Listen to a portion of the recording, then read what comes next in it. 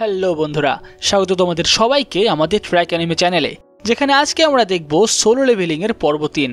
তাহলে চলো শুরু করা যাক। আগের পর্বে শেষে আমরা দেখেছিলাম তারা সবাই এসে মাঝখানে দাঁড়ালে পাথরের মূর্তিগুলো চলতে শুরু করে, যেটা দেখে বেদিতে থাকা সবাই বলে এবার আমরা কি করব, আমাদের তো কোনো রাস্তাই নেই। তাদের মাথায় এই সময় কাজ করে না, তারা ক্রমাগত ভাবতে থাকে। ইতিমধ্যে মূর্তিগুলো তাদের আরও কাছে এগিয়ে আসতে থাকে, আর এই সমস্ত দেখে জুহি মেয়েটা এতটাই ভয় পায় যে সে তার চোখ বন্ধ করে রাখে। একই সময় সেখানকার একজন বুঝতে পারে যে মূর্তিগুলো একটা নির্দিষ্ট প্যাটার্নে এগোচ্ছে, মানে যখনই মূর্তিগুলো থেকে চোখ সরিয়ে নেওয়া হচ্ছে তখনই মূর্তিগুলো এগোচ্ছে। যেটা দেখে তিনি বলেন এইটা ঠিক আমাদের ওই ছোটবেলার খেলার মতো, যখনই আমরা চোখ সরাচ্ছি তখনই তারা এগিয়ে আসছে। আর এখন হঠাৎই সেই দলের মধ্যে থাকা একটা মেয়ে খুব জোরে চিল্লিয়ে সেখান থেকে দৌড় মারে। সবাই তাকে থামানোর চেষ্টা করলেও সে থামে না, সে সোজা দৌড়ে গেট দিয়ে বাইরে বেরিয়ে যায়। যেটা দেখে সবাই চমকে যায়, কারণ তাকে কেউ মারে না, কিচ্ছু হয় না। আর এখন সবাই মিস্টার সাংকে জিজ্ঞাসা করে এটা কি হলো, মেয়েটা বেরিয়ে গেল, ওকে কেউ মারলো না? কিন্তু একই সাথে সবাই এটাও লক্ষ্য করে যে দরজাটা একটুখানি বন্ধ হয়ে গেছে। আর একই সঙ্গে তারা এটাও লক্ষ্য করে যে 6টা হলুদ আগুনের মধ্যে এখন শুধুমাত্র 5টাই আছে, একটা এক্ষুনি নিভে গেল। আর তার পেছনে যে নীল আগুনগুলো ছিল সেগুলো একটা টাইম পর পর একটা করে নিভতে থাকছে, যেটার মানে একটা সময় পরে সবকটা নীল আগুনে নিভে যাবে, আর তারপরেই হয়তো মূর্তিগুলো অ্যাটাক করা শুরু করতে পারে। আর এখন ধীরে ধীরে সবাই সবকিছু বুঝতে পারে যে এক একজনের বেরিয়ে যাওয়ার জন্য দরজাটা একটু করে বন্ধ হবে আর হলুদ আগুনগুলো একটা করে কমতে থাকবে। আর এটাই হয়তো ছিল সেখানে লেখা শেষ নিয়ম। আর এই সব কিছু বোঝার পরে সেখানকার আরও একটা লোক যে সাং জিনবোকে ধরেছিল সেও এখন দৌড় মারে আর সোজা গেট দিয়ে বাইরে বেরিয়ে যায়, তারও কিচ্ছু হয় না। আর এইবারও দরজাটা একটুখানি বন্ধ হয়ে যায়। আর এরপরে সাং জিনবো চিল্লিয়ে বলে আর কেউ কিন্তু বেরিয়েও না, কেননা এই মূর্তিগুলোর দিকে না তাকিয়ে থাকলে তারা এগিয়ে আসছে, আর কেউ যদি বেরিয়ে যায় তাহলে আমরা সব মূর্তির দিকে তাকাতে পারবো না, সেক্ষেত্রে বাকি সবাই মারা যাবে।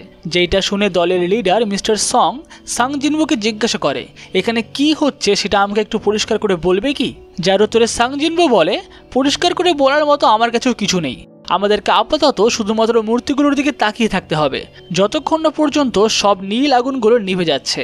কেননা নীল আগুনটা একটা টাইমারের মতো, যখন সেটা শেষ হয়ে যাবে হয়তো তারপরে আমরা সবাই মিলে একসঙ্গে বেরোতে পারবো। যেটা শুনে গ্রুপে থাকা অন্য লোকটা বলে সাং জিনবো তুমি হয়তো ঠিক হতেও পারো, কিন্তু এমনও তো হতে পারে যে নীল আগুনগুলো সব নিভে গেলে দরজাটা আবার পুরোপুরি বন্ধ হয়ে যাবে। আর তার এই কথাটা শুনে এখন সাং জিনবো চমকে যায়। আর একই সঙ্গে সেই লোকটা বলে সত্যি তোমার মতো এরকম একটা হান্টার আমাদের এত সাহায্য করবে এটা আমি ভাবিও নি। আমি সব সময় তোমাকে নিয়ে তুলনা করেছি, আমরা এই ডানজেনে অনেকজন এসেছিলাম, তার মধ্যে বেশিরভাগই মারা গেছে, কিন্তু আমরা যারা বেঁচে আছি তারা বেঁচে আছি শুধুমাত্রই তোমার জন্য, ধন্যবাদ তোমাকে। আর এরপরে সেই লোকটা কাঁদতে শুরু করে আর বলে কিন্তু আমারও একটা ফ্যামিলি আছে, আমি এইখানে মরতে পারবো না, আমাকে ক্ষমা করো। এই বলেই সে চলতে শুরু করে। এখন সাং জিনবো চিল্লিয়ে তাকে থামানোর চেষ্টা করলেও সে থামে না, সে সোজা দৌড়ে দরজা দিয়ে বাইরে বেরিয়ে যায়। অর্থাৎ বেদিতে এখন শুধুমাত্র 3জনই রয়েছে, সাং জিনবো, জুহি আর দলের লিডার মিস্টার সং। আর এই সময় সাং জিনবো কাঁদতে কাঁদতে বলে তুমিও পালিয়ে গেলে, আমাদেরকে এখন মরতেই হবে, আর কিচ্ছু করার নেই।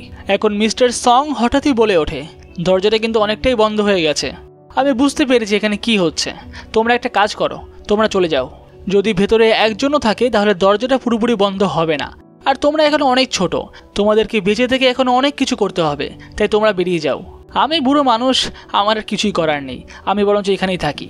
এরপরে মিস্টার সং জুহিকে বলে সাং জিনবোকে সেখান থেকে নিয়ে যাওয়ার জন্য, কিন্তু এই সময় জুহি বুঝতে পারে যে তার পক্ষে উঠে দাঁড়ানো আর সম্ভব হচ্ছে না, তার পা কাজ করছে না।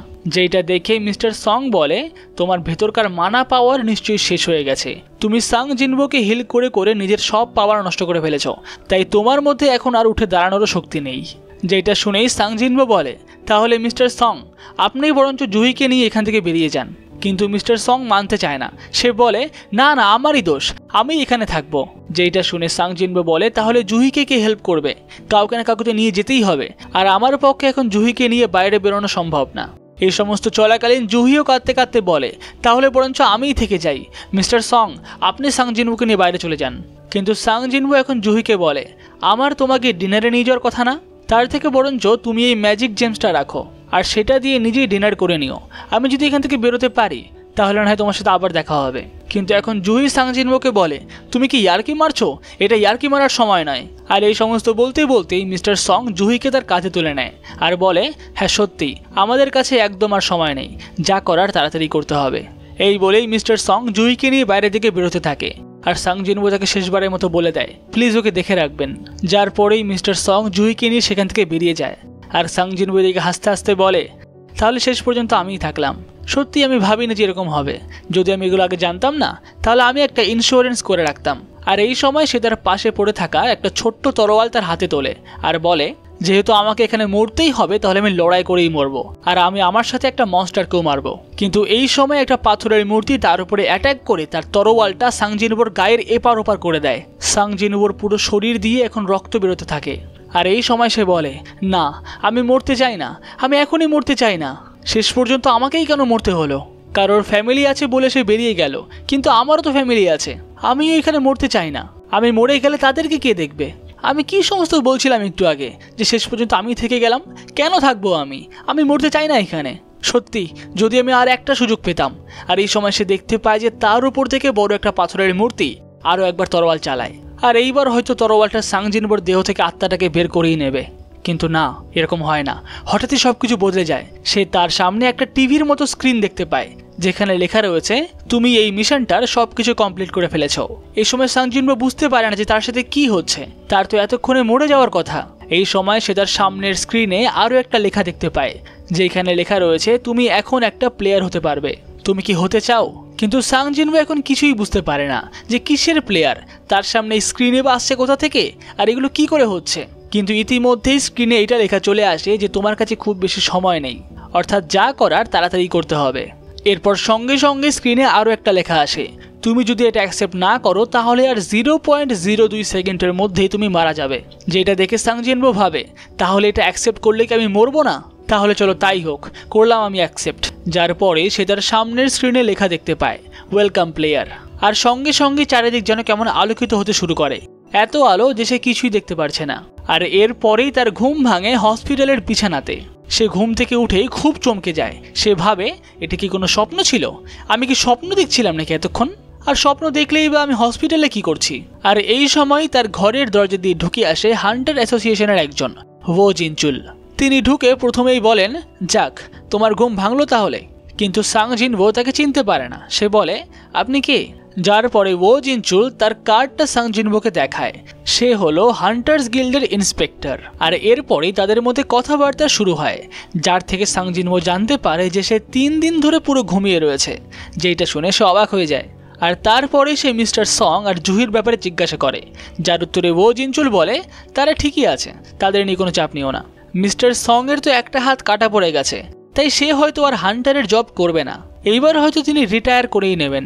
আর অন্যদিকে জুহির কথা বলতে গেলে সে মানসিকভাবে একদমই ঠিক নেই, সেও বোধহয় আর হান্টারের কাজ করবে না। এই সময় ওয়ো জিনচুলের পাশের লোকটা বলতে যায় একবার বাকি হান্টারদের ব্যাপারে, কিন্তু সাং জিনবো বলে না, তাদের ব্যাপারে না বললেও চলবে। আর এখন ওয়ো জিনচুল আবার বলতে শুরু করে তাহলে এই ডাবল ডানজেনের থেকে টোটাল 6 জন বেঁচে ফিরেছে। হ্যাঁ, হান্টাররা ডানজেনে ঢুকলে নানা রকম সমস্যাতে পড়ে, এটা ঠিকই, কিন্তু তবুও এরকম ডবল ডানজেনের ব্যাপার কমই আসে। যাই হোক, আমরা যখন হান্টার গিল্ডের সাথে পরে ওই ডানজেনে ঢুকেছিলাম তখন আমরা ভেতরে ঢুকে দেখতে পাই যে তুমি একটা বেদির উপরে অজ্ঞান হয়ে পড়ে রয়েছো, কিন্তু তার চারিদিকে কোনো পাথরের মূর্তি বা অন্য কিছু কিন্তু ছিল না। যেইটা শুনে সাং জিনবো খুবই চমকে যায় আর বলে এরকম কি করে হতে পারে, আমরা তো ওদেরকে নিজের চোখে দেখেছি। আর এখন ওয়ো জিনচুল একই কথাই বলে, আমি তোমাদের কথা বিশ্বাস করেছি, কিন্তু আমিও বুঝতে পারছি না যে এরকম কি করে হলো। আমরা ভেতরে গিয়ে কোনো কিছুই অন্যরকম দেখতে পাইনি, সব কিছু স্বাভাবিকই ছিল। আর আমার এটা মনে হচ্ছে যে তোমার ডাবল অ্যাওয়েকেনিং হয়েছে। যেটা শুনে সাং জিনবো চমকে যায়, ডাবল অ্যাওয়েকেনিং? আর এই সময় আমরা জানতে পারি যে কোনো হান্টারে যদি ডাবল অ্যাওয়েকেনিং হয় তাহলে তার শক্তি সঙ্গে সঙ্গে অনেক বেড়ে যায়।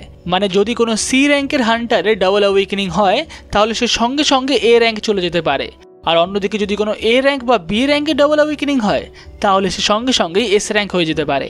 আর এখন সাং জিনবোরও ডাবল অ্যাওয়েকেনিং হয়েছে কিনা সেটা দেখার জন্য ওয়ো জিনচুল তার যন্ত্রটা এখানে নিয়ে আসে, যেটার সাহায্যে সে সাং জিনবোর শক্তি মাপতে পারবে।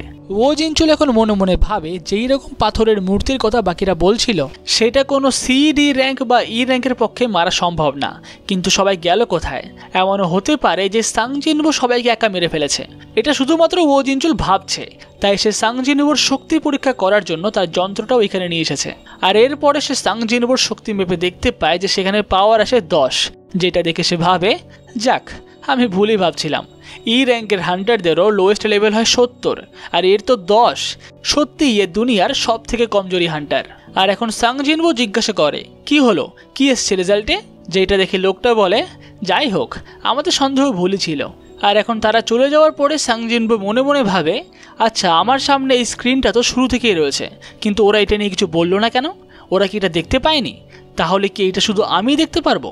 আর এরপরে সে তার কাটা পায়ের দিকে তাকিয়ে দেখে তার পাটাও হিল হয়ে গেছে, আর তার বুকে বা অন্য কোথাও কোনো কাটার দাগও নেই। সে পুরোপুরিভাবে স্বাভাবিক হয়ে গেছে।